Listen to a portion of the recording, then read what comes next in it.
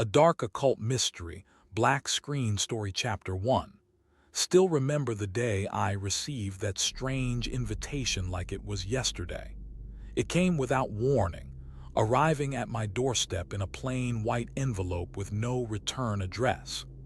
The only words printed on the surface were Huggy Wuggy's Playtime C and an eerie smiley face. At first, I thought it was just some prank from an old friend or family member.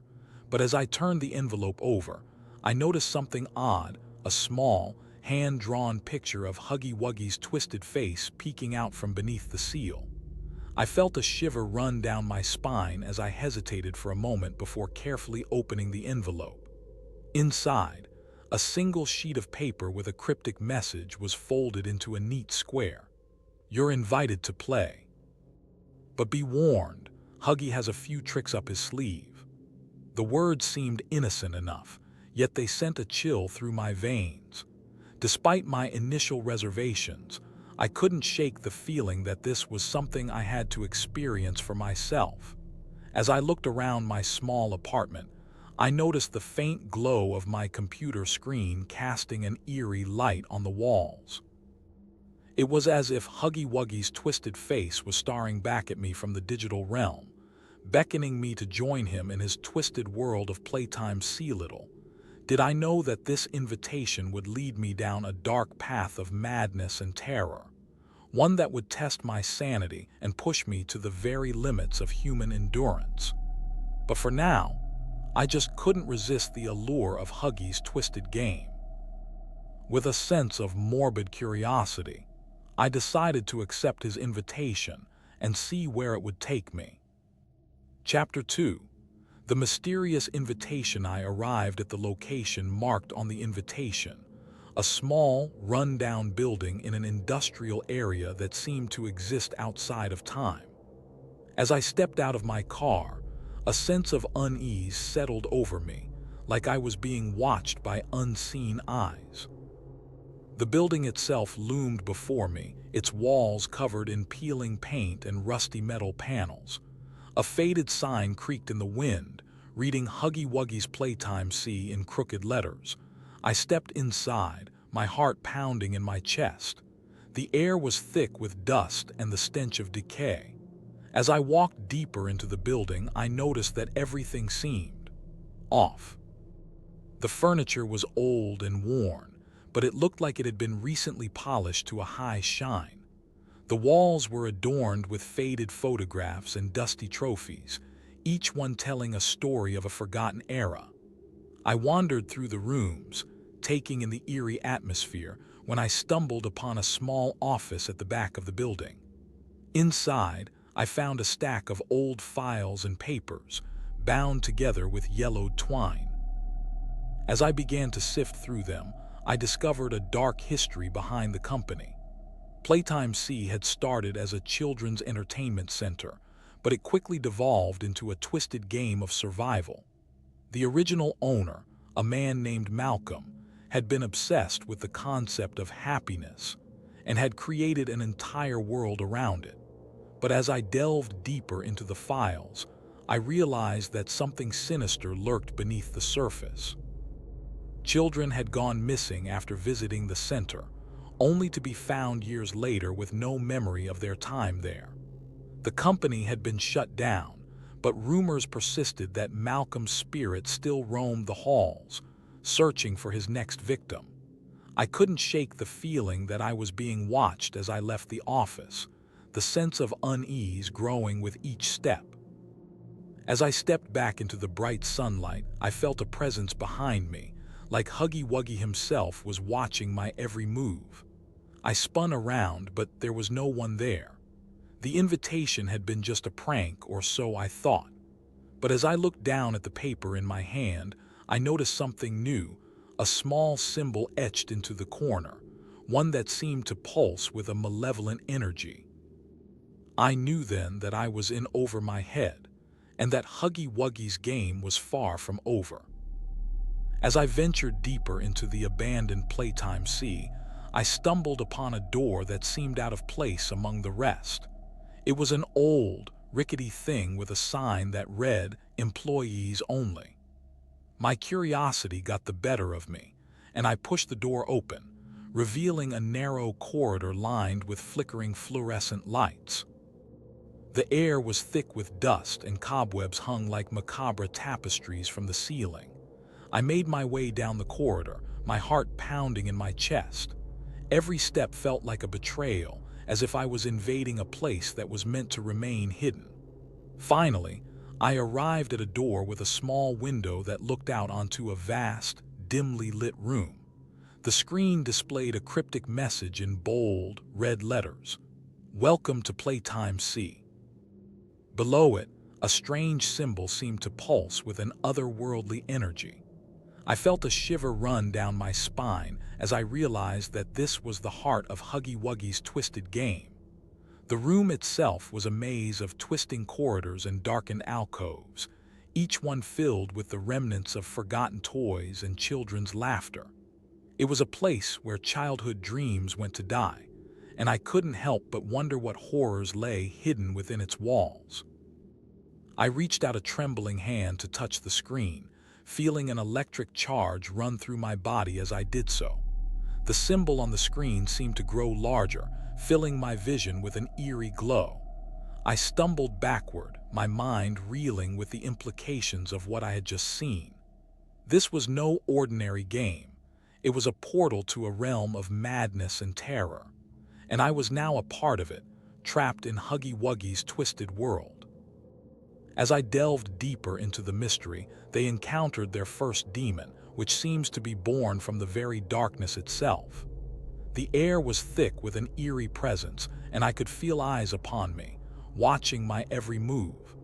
Suddenly, the screen behind me flickered to life, casting an ominous glow over the room. I looked up to see a figure looming before me, its presence seeming to fill the entire space. It was tall and imposing, with skin like darkened marble and eyes that burned with an otherworldly energy. The demon's face was twisted into a grotesque grin, as if it reveled in my terror. I tried to speak, but my voice was frozen in my throat. The demon began to laugh, a sound that was like the crackling of dry leaves or the snapping of twigs. Its laughter was contagious, and I felt myself being drawn into its abyssal gaze. The world around me began to distort and writhe, as if reality itself was bending to accommodate this monstrous presence. I knew then that I had crossed a threshold, and there was no turning back. I was no longer in Playtime C, but in a realm of unending darkness, where the very fabric of sanity was twisted and distorted. The demon's grin grew wider, its eyes blazing with an infernal light. I felt myself being pulled into its maw, swallowed by an abyss of eternal night. And yet, even as I was consumed, I knew that I was not alone. There were others like me, trapped in this realm, waiting to be fed into the demon's insatiable hunger. I sat down at a dusty, old desk, surrounded by shelves of yellowed papers and forgotten trinkets. The air was thick with the scent of decay and rot. I had stumbled upon an old journal belonging to a former employee of Playtime C who had been obsessed with the occult. As I began to read, I discovered that he had spent years studying the dark arts, delving deep into the mysteries of the human psyche. His writings were cryptic and disturbing, but they revealed a shocking truth. Huggy Wuggy was not just a children's entertainer, but a vessel for an ancient evil. The demon that lurked beneath its surface was a creature of unspeakable horror, one that fed on the fear and terror of its victims. I felt a shiver run down my spine as I read the words, "The hunger is coming," scribbled in the margins of the journal. Suddenly, the lights in the room began to flicker, and the air grew colder. I knew then that I was not alone. The demon had sensed my presence, and it was coming for me. I looked around the room, but there was no one there. Yet I could feel its eyes upon me, boring into my very soul. I knew that I had to get out of there to escape the clutches of this malevolent force. But as I stood up to leave, I saw it, a shadowy figure looming in the corner of the room, watching me with cold, dead eyes. It was the first demon born from the darkness itself, and it was coming for me. By studying the journals, they began to unravel the mysteries behind the Playtime Cease downfall and its connection to an ancient cult. The more I read, the more I realized that Playtime C had been a front for something much darker. The company's founders had been obsessed with the concept of play as a means to control and manipulate children. They believed that by creating a world of wonder and enchantment, they could lull their victims into a false sense of security, making them easier to exploit. But what was this cult, and how did it connect to Playtime C?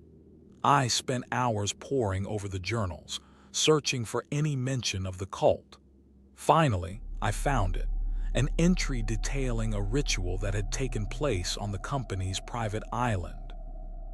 The ritual involved human sacrifices, performed in the name of an ancient deity known only as the Hunger. It was then that I realized the true nature of Playtime C. It was a vessel for the Hunger, a creature that fed on the fear and terror of its victims. The more I learned, the more I felt like I was trapped in a nightmare. How could something so innocent-looking be connected to such dark and sinister forces? I knew then that I had to get out of there to escape the clutches of the Hunger.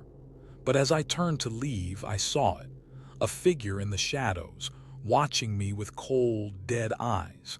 It was Huggy Wuggy, its grin twisted into a grotesque smile. And in that moment, I knew that I was trapped in a world from which there was no escape.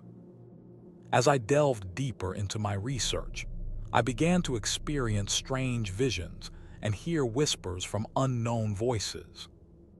At first, I dismissed it as mere paranoia, but soon the occurrences became too frequent and too real to ignore. I would find myself standing in front of a mirror, staring at my own reflection, only to see Huggy Wuggy's face staring back at me. I would be walking down a dark corridor, when suddenly, the walls would seem to close in on me, and I would hear the faint whisper of Playtime echoing through the halls.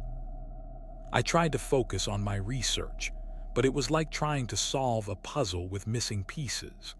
The more I learned about Playtime C, the more I felt like I was being pulled into its twisted world. I started to question my own sanity, wondering if I had somehow become a part of this dark cult. Were the visions and whispers a result of my own paranoia, or was something more sinister at play? I knew I had to keep digging, but the further I went, the deeper I sank. The lines between reality and madness began to blur, and I felt like I was trapped in a never-ending nightmare.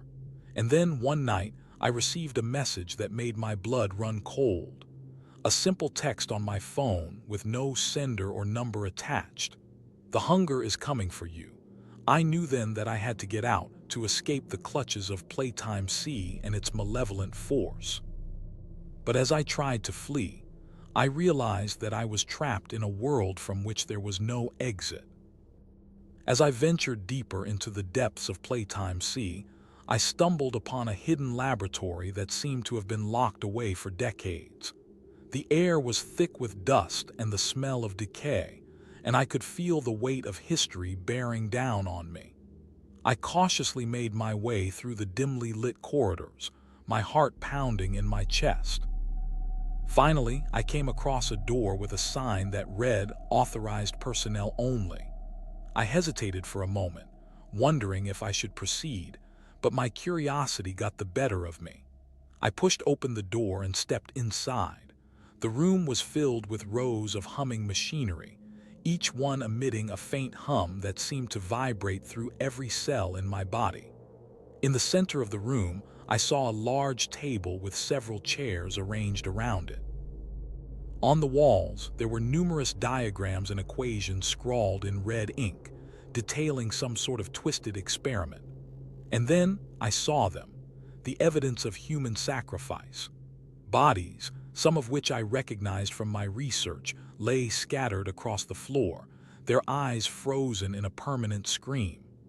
I felt a chill run down my spine as I realized that I had stumbled upon something truly horrific. I began to explore the laboratory, searching for any clues that might explain what was going on here. And then, I found it, a logbook belonging to one of the company's founders. As I flipped through the pages, I saw entries detailing twisted experiments, including ones involving children.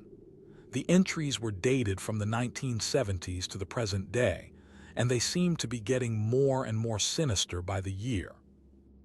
It was then that I realized that Playtime C was not just a company, but a cult that had been operating in plain sight for decades. I felt a wave of anger wash over me as I read through the logbook.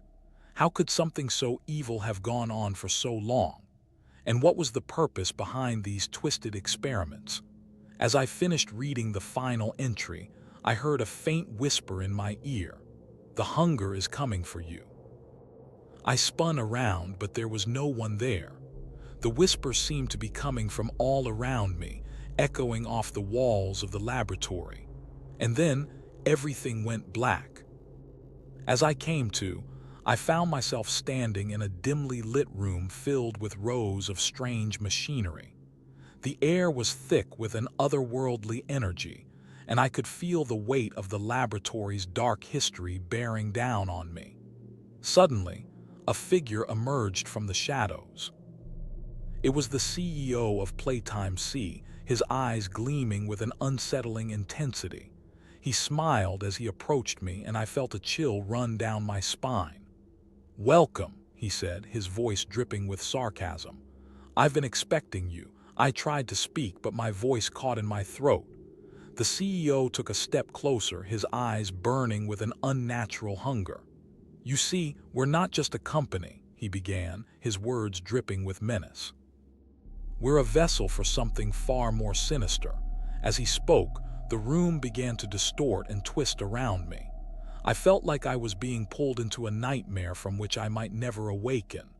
The CEO continued, his voice rising in intensity. "We've been playing a game of cat and mouse with you, our dear protagonist, and now it's time for the final act." I tried to defend myself, but my words were drowned out by the sound of children laughing and playing. It was then that I realized the horrifying truth. Playtime C wasn't just a company, it was a prison. A prison where children were trapped in a never-ending cycle of horror and despair. And at its center, the CEO was the mastermind behind it all. I felt a wave of rage wash over me as I confronted the CEO. "You monster," I spat, my voice shaking with anger. "What have you done to these children?" The CEO smiled again, his eyes glinting with malevolence. "We've given them a home," he said. "A place where they can play and laugh and never grow up." The CEO spoke. The room began to fade away, replaced by visions of twisted games and sadistic experiments. I felt like I was drowning in a sea of horrors with no escape in sight. I realized that I wasn't alone in this world. There were others out there who shared my fate, others who had been trapped in Playtime C's twisted game for years. And then the CEO spoke again, his voice barely above a whisper. "You'll never leave this place," he said. "But don't worry, you'll have plenty of time to play." As I stood there, frozen in terror, the CEO's true identity was revealed to me. He was not just a mastermind, but a former cult member who had used the company as a front for their dark rituals. The realization hit me like a ton of bricks, and I felt a surge of adrenaline coursing through my veins. I knew I had to escape, and fast. I looked around frantically, taking in every detail of the room. There were cameras everywhere, but I spotted one that was slightly askew. Without hesitation, I sprinted towards it, my heart pounding in my chest. I pulled out a small device from my pocket and pressed a button, causing the camera to swing wildly before crashing to the ground. I heard footsteps behind me, growing louder with every passing second. The CEO's cult members were closing in on me. I took off running, dashing through the winding corridors of the play zone. Every step felt like a betrayal, as if my very soul was being torn apart. I could hear their laughter and whispers echoing off the walls. They were toying with me, teasing me with every step, but I refused to give in. I had to escape. I spotted a door ahead, partially hidden by a tattered curtain. It was my only hope. I flung open the door and sprinted through it, slamming it shut behind me. I leaned against the door, panting heavily as I caught my breath. I found myself in a narrow alleyway, lined with trash cans and discarded toys. The air was thick with the stench of rotting garbage, but I didn't care. I had to keep moving. I pulled out my phone and dialed a number, hopping against hope that someone would answer. I waited for what felt like an eternity, my ears straining to pick up any sound. And then finally I heard a voice on the other end of the line. "Hello," it said. Is this really you?" I nodded, even though I knew they couldn't see me. "Yes," I replied, my voice shaking with emotion. "It's me. Get me out of here." The voice on the other end of the line was laced with urgency. "Hold on, I'm sending help. Just stay there." I waited, my heart pounding in my chest, as the voice on the phone instructed me to follow a series of cryptic clues. It was a risk, but I had no choice. I was trapped in the play zone and I needed to escape. I took a deep breath and began to follow the instructions, my eyes scanning the alleyway for any sign of danger. The cult members were closing in on me, but I refused to give up. Not yet. Not until I had escaped the play zone and brought their twisted game to an end. I followed the clues, my heart racing with every step. The voice on the phone had told me that I was getting close to the truth, but I had no idea what it was yet. I turned a corner and saw a small, unassuming door tucked away between two larger ones. The voice on the phone had instructed me to open this door, and I hesitated for a moment before turning the handle and pushing it open. I stepped through the doorway and found myself in a dimly lit room filled with rows of old computers and dusty files. The air was thick with the scent of decay and rot. I approached one of the computers and began to browse through the files on my phone. As I scrolled through the documents, my eyes widened in horror at what I saw. The play zone was not just a game or an amusement park. It was a front for something much darker. The cult had been using the play zone as a tool for mind control, manipulating children and adults alike with their twisted games and rituals. I felt a wave of nausea wash over me as I realized the true extent of the cult's depravity. They had been using the play zone to harvest children's fears and desires, feeding on their terror and despair like some kind of twisted parasite. I knew then that I had to escape, not just from the play zone, but from the cult itself. I couldn't let them continue to prey on innocent people. I turned to leave, but as I did, I heard a voice behind me. "You'll never leave this place," it said, and I spun around to see one of the cult members standing in the doorway. His eyes were black as coal and his skin was deathly pale. He reached out a bony hand and grasped my wrist, his grip like a vice. "No, you're not going anywhere," he hissed, his breath cold and rank. "You're ours now." I tried to struggle free from the cult member's grip, but he was too strong. He dragged me back to the heart of the play zone, where a massive stage loomed above us. The CEO stood on the stage, a maniacal grin spreading across his face as he addressed the crowd. "Welcome, my dear friends," he said, his voice dripping with malice. "Tonight, we gather to celebrate a very special occasion. Our dear protagonist has joined our ranks, and we couldn't be more thrilled." The crowd erupted into cheers and applause, and I felt a cold, clammy hand wrap around my ankle, pulling me down into the darkness. "You see, our friend here has been chosen for a very special reason," the CEO continued. "They have been selected to receive the ultimate initiation into our little family." As he spoke, the lights began to flicker and dim, plunging us into an eternal darkness that seemed to swallow everything in its path. I felt myself being dragged deeper into the abyss, unable to escape the clutches of the cult. And then, suddenly, I was alone. The darkness was absolute, a void that seemed to have no end. I stumbled forward, blindly feeling my way through the blackness, desperate to find a way out. But there was none. The darkness was eternal, and I was trapped forever in its depths. And then I heard it. A low, menacing chuckle that seemed to come from all around me. It was the sound of the cult, closing in for the kill. I tried to scream, but my voice was lost in the void. The darkness consumed me whole, and I knew that I would never be seen or heard from again. The last thing I remembered was the feeling of the cold, dark earth beneath me, and the sound of the cult's laughter echoing through eternity.